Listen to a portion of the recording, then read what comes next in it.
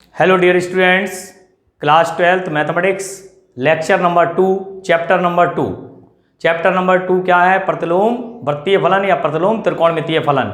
जैसा कि मैंने आपको कल बता दिया था, पिछले लेक्चर में मैंने आपको सारी जानकारी दे दी कि फलन को किस तरीके से उसके प्रांत में कोई भी साइन, कॉस, टेन, कॉट, सेक जो फंक्शंस होते हैं उनको हम किस तरीके से उनके प्रांत में सीमित करके उनके इन्वर्स ज्ञात करते हैं या बनाते हैं। तो मैंने कल आपको बता दिया था कि ITF कैसे बना, क्यों बना, कैसे बनाया जाता है, वो सारी बातें मैंने ग्राफ के माध्यम से आपको सिखा दी थी। आज हम बात करेंगे इसके थ्योरेटिकल बेस पर एंड उसके फॉर्मूले बेस पर। अब हम जो फॉर्मूले बताएंगे आपको इनवर्स ट्रिगोनोमेट्रिक फंक्शन के होंगे।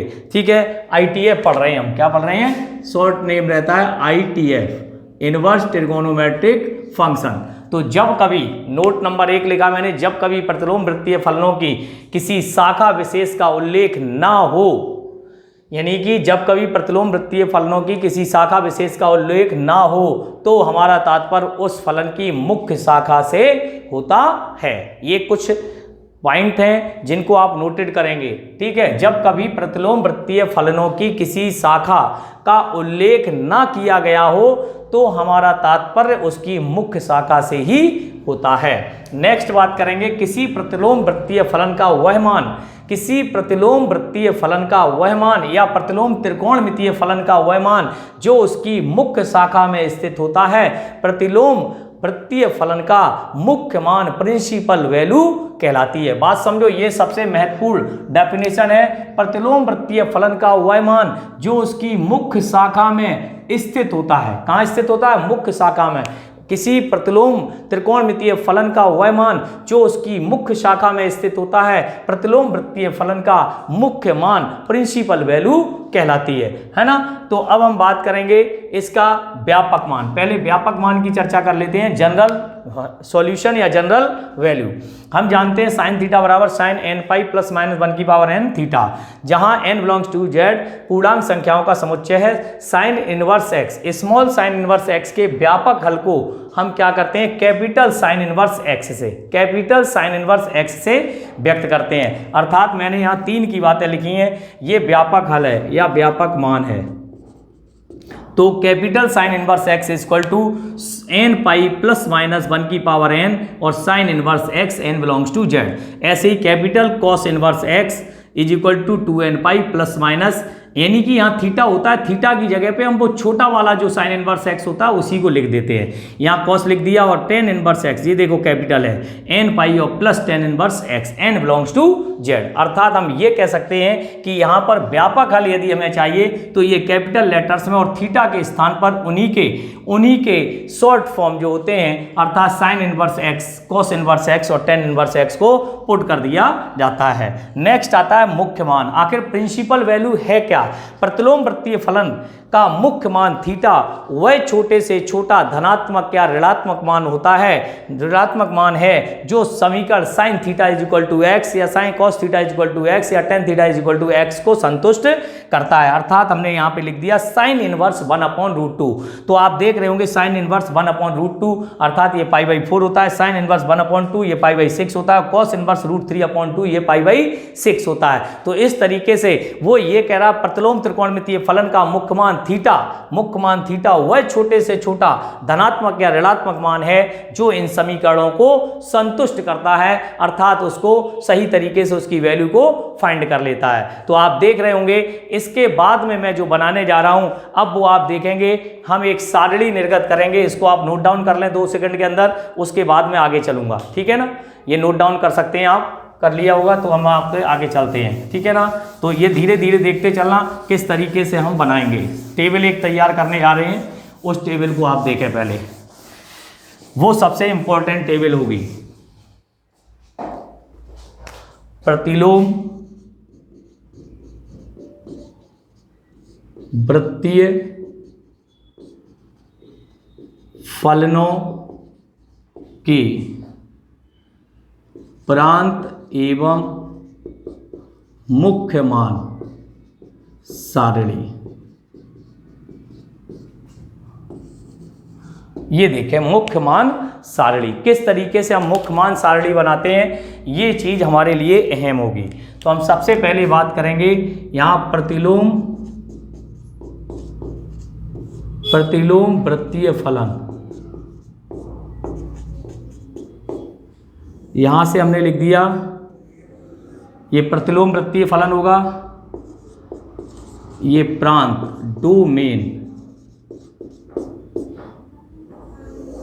डोमेन होगा, और ये होगा आपका मुख्य मान प्रिंसिपल वैल्यू।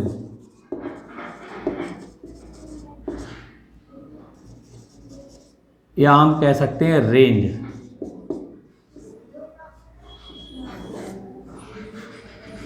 क्या होगा, मुख्य मान।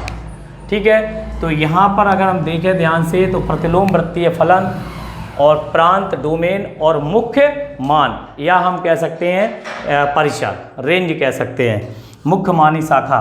तो यहाँ पे हम लिखेंगे y is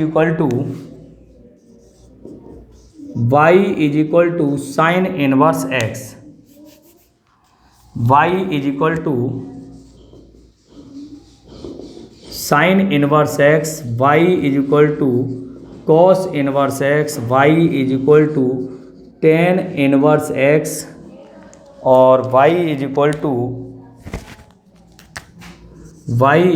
to cot inverse x, y is equal to sec inverse x, और y is equal to cosec inverse x।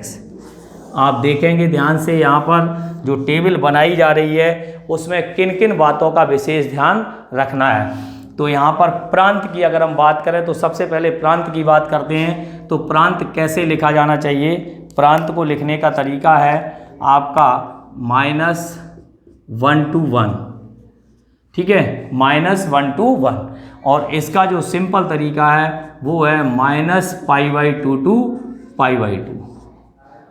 हम इसको y और x के रूप में भी लिख सकते हैं, या हम आपको एक तरीका बता दे रहे हैं एक बार लिखने का, y -π/2 लेस देन π/2, और इसको x is greater than -1 less than and equal 1, ऐसे भी लिख सकते हैं। या अगर हम बात करें इसकी तो ये भी -1 to 1 होगा।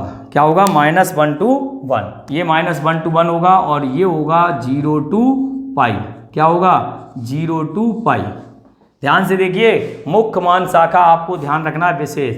टेन इनवर्स का होगा कैपिटल R, और कॉट इनवर्स का भी होगा कैपिटल R, और इसका माइनस के π/2 और π/2, ठीक है, और कॉट का होगा 0 to π।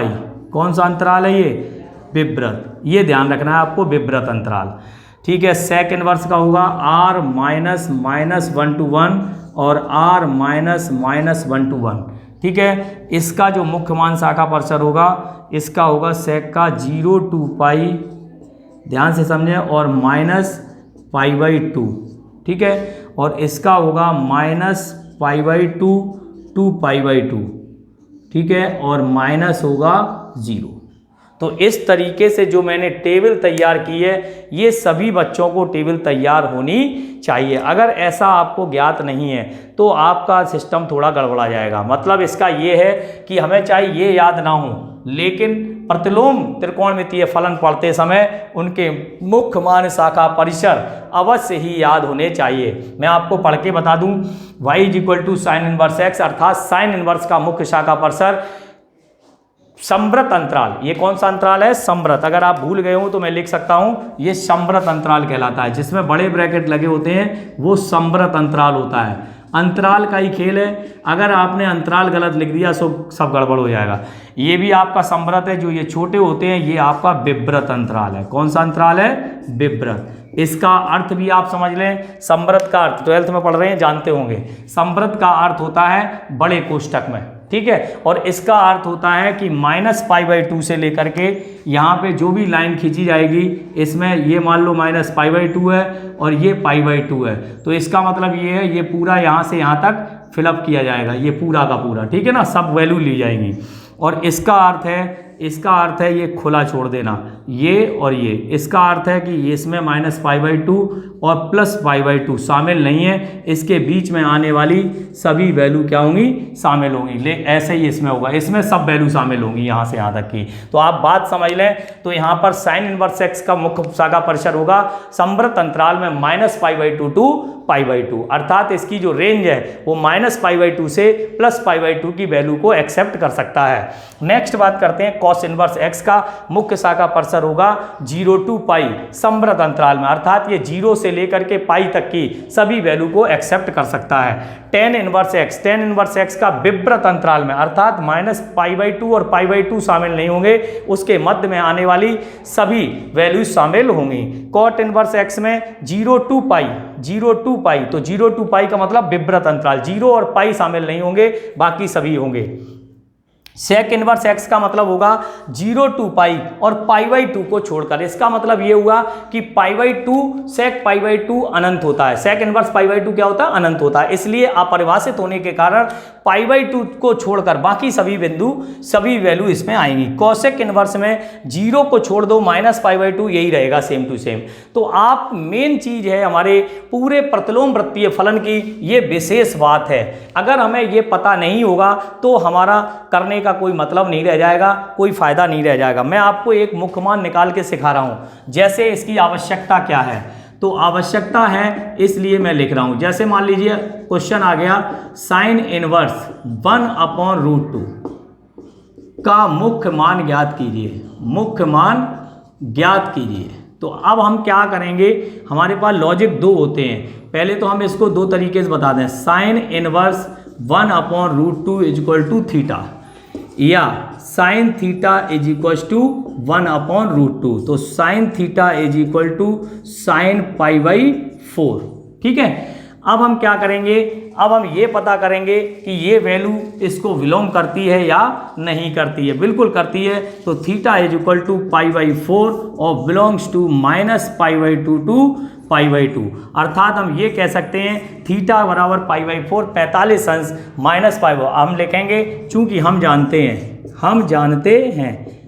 जानते हैं कि साइन इनवर्स की मुख्य शाखा परिसर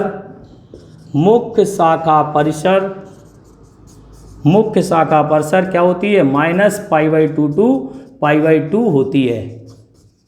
इसलिए साइन इनवर्स 1/√2 का मुख्य मान, ये पूरी भाषा लिखनी पड़ती है, क्या होगा, π/4 होगा। ये आपका 1 नंबर का सवाल है।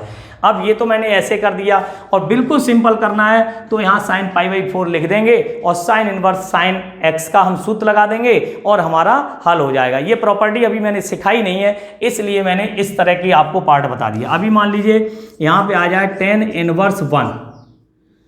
इनवर्स 1 का मुख्य मान ज्ञात कीजिए।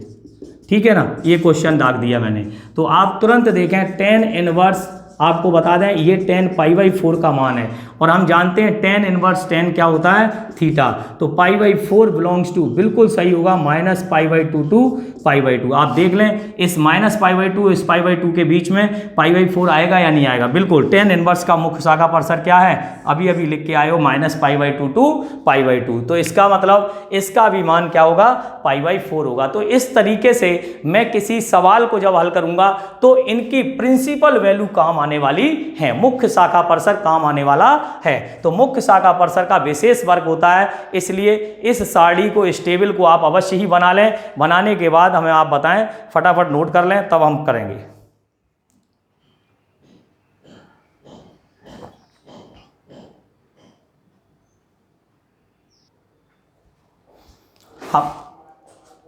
हाँ तो बच्चों देखेंगे, आप यहाँ पे ध्यान से देखेंगे, प्रतिलोम वृत्तीय फलनों के मध्य संबंध, relation between two inverse trigonometric function. आखिर साइन इनवर्स एक्स का कॉस इनवर्स के साथ, टेन इनवर्स के साथ, कॉट इनवर्स के साथ, सेक इनवर्स के साथ और कोसेक इनवर्स के साथ में क्या इनमें संबंध होता है। तो हमने लिख लिया, यदि यदि sine inverse x equal to theta तो x equal to sine theta. यहाँ से हमें क्या मिलने वाला है आप ध्यान से देखें। हमने एक ट्राइंगल बना लिया और इसके अपॉन में 1 मान लिया, तो क्या होता है परपेंडिकुलर अपॉन हाइपोटेन्यूज। अर्थात हम पढ़ सकते हैं पंडित बद्री प्रसाद बटे हर हर बोले। लाल बटे कक्का भी आपने पढ़ रखा होगा, लाल बटे कक्का पढ़ रखा कि नहीं। तो यहाँ पर परपेंडिकुलर अपॉन हाइपोटेन्यूज ये बिल्कुल डिफिशिएंट है, डेफिनेशन से है, ये आपका बनाया हुआ है और इसको हमें फाइंड करना है। तो ये आ जाएगा √1 प्लस एक्स स्क्वायर। क्या है ये, सॉरी √1 माइनस एक्स स्क्वायर आएगा, ठीक है, क्योंकि ये आपका कर्ण है और ये आपका लंब है और ये आपका आधार होगा। तो अगर हम देखें इसको कहते हैं समीकरण 1, ठीक है। तो इसी प्रकार हम यहाँ से ज्ञात करेंगे समकोण त्रिभुज से, समकोण त्रिभुज से। तो समकोण त्रिभुज से हमें cos थीटा की वैल्यू क्या मिलेगी, √1 माइनस एक्स स्क्वायर। देख लो ध्यान से, √1 माइनस एक्स स्क्वायर और अपॉन 1, तो थीटा बराबर cos inverse √1 minus x square, equation number 2। इसी प्रकार टेन थीटा बराबर क्या हो जाएगा, x अपॉन √1 माइनस एक्स। तो थीटा बराबर ten inverse x upon √1 minus x square, equation number 3। इसी प्रकार हम और चलेंगे, यहाँ पे आ जाओ। इसी प्रकार cot थीटा बराबर √1 minus x square upon x. तो थीटा बराबर cot inverse √1 minus x square और अपॉन एक्स, ओके। और ये इक्वेशन हो गई 4। अब बात करेंगे sec थीटा बराबर, sec थीटा क्या हो जाएगा, कर्ण बटे आधार 1 अपॉन √1 माइनस एक्स स्क्वायर। तो थीटा बराबर cos inverse 1 upon √1 minus x square, fifth हो गई। और cosec थीटा बराबर क्या हो जाएगा, 1/x। तो थीटा बराबर cosec inverse 1 upon x, equation number 6। From equation first, second, third, fourth, fifth and six से स्पष्ट है कि क्या स्पष्ट है, स्पष्ट है साइन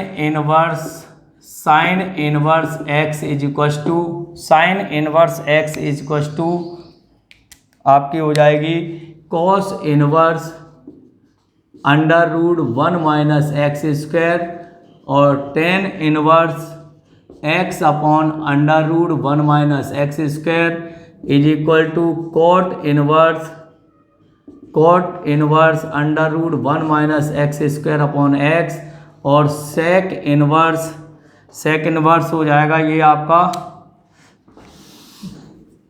ये sec inverse 1 upon √1 minus x square is equal to cosec inverse 1 upon x। ये आपका एक क्या मिल जाएगा, रिलेशन। क्या मिल जाएगा, रिलेशन। मीन्स हमें ट्राइंगल की सहायता से, इस समकोण त्रिभुज की सहायता से क्या करना होगा, जितनी भी वैल्यू हैं इस समकोण की सहायता, अगर कोई वैल्यू साइन में दी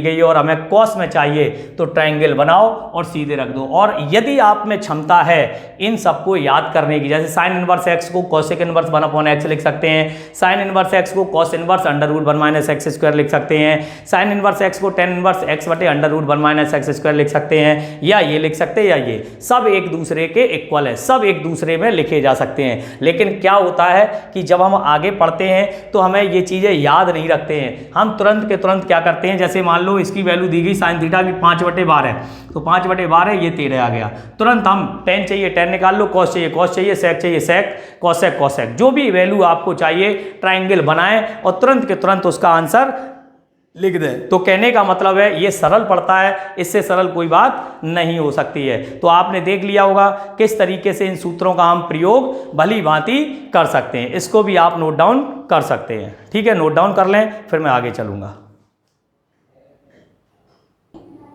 हाँ डियर स्टूडेंट्स, मैंने आपको आज यहाँ तक पढ़ा दिया है इसमें आपने देखा धीरे धीरे गाड़ी चल रही है। कल मैंने आपको जो पढ़ाया था उससे आगे मैंने आज और पढ़ा दिया है, आज यहाँ चला है। कल प्रतिलोम वृत्तीय फलनों के गुणधर्म के अगले लेक्चर में आपको मिलेगा, लेक्चर नंबर 3 में प्रतिलोम वृत्तीय फलनों के गुणधर्म। और गुणधर्म एक नहीं है, बहुत सारे गुणधर्म हैं, sine inverse sine x, cos inverse cos x, cos inverse x, sine inverse x. तो इस तरीके से बहुत सारे, साइन इनवर्स एक्स बराबर कॉसेक इनवर्स 1/x है, टेन इनवर्स एक्स बराबर cot inverse 1/x, sine inverse x plus cos inverse x बराबर π/2। ये बहुत सारे गुणधर्मों का अध्ययन हम करा देंगे। तो आप देख रहे होंगे लगातार एक और आएंगे जिसमें हम आपको दिखाएंगे, जिसमें आपका sine inverse 3 sign inverse x का आ जाएगा, sine inverse 3x minus 4x Q है, 3 कॉस इनवर्स एक्स का आ जाएगा, कॉस इनवर्स 4x माइनस के 4x क्यू माइनस के 3x है, टेन इनवर्स का आ जाएगा 3x minus x Q upon 1 minus 3x square. बहुत सारे जो हमारे गुणधर्म हैं वो सारे गुणधर्म आएंगे और उनको ड्राइव भी कराएंगे। तो आप देखते चलिएगा, कल से जो स्टार्ट होगा प्रतिलोम वृत्तीय फलन के बहुत सारे सूत्र आपको याद करने पड़ेंगे और प्रतिलोम वृत्तीय फलन बहुत सरल होने वाली है। जैसे ही आप उसको पढ़ेंगे सवाल देखते ही चुटकियों में हो जाया करेंगे, चुटकी बजाओ सवाल हो जाएगा, 1 मिनट के अंदर 2-3 सवाल हो जाते हैं। तो ज़्यादा बड़ी बात नहीं है, बहुत समस्या की बात नहीं है, बहुत सिंपल सी बात है। ठीक है, तो आज के लिए इतना ही, धन्यवाद।